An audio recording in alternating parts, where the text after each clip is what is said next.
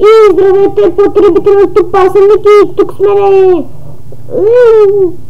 един приятел, той се казва Бошко, но на Майнкрафта се казва Дазот.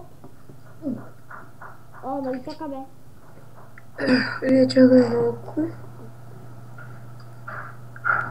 Добре, тук нещо не са довършили. Но нищо. Ето гледайте сега, ще ви покажа Warp Events, Warp там Jump, Trade и така нататък всичко. Кажи...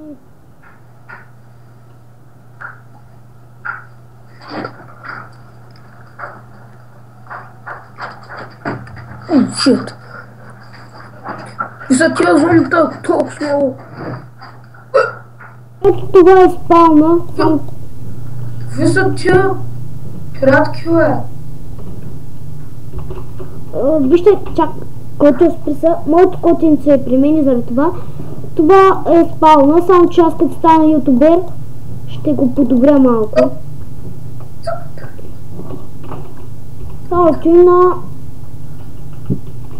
Ето ги ларповете, още сървъра е нов. Ето го Warp Event 1. Майнкрафт. Warp Event 2. Вземи се една кирка. Warp Fish. Тук има безплатни.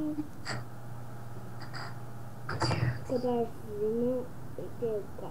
Не. Те неща. Така, окей, дай ми лодката поне. Не бе, искам с лодката. Ето тук си ловя риба и така нататък. Warp 2 и Темс. Ау. Ето това са за холма. Само се взема само това. Това са за там PvP. Може да не е само за PvP там, знаете. Може да е за различни неща. Аз надя отидах. Така още не е приготвено тип малко.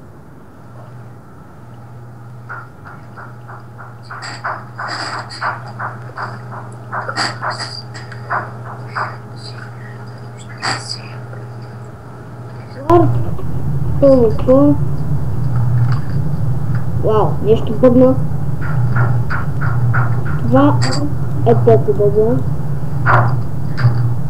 Ще остане с тази броня за сега. Не, Котя! Добре хора, това ще е от клипа. Надявам се да ви харесал. Абонирайте се за мен, сложете по един лайк.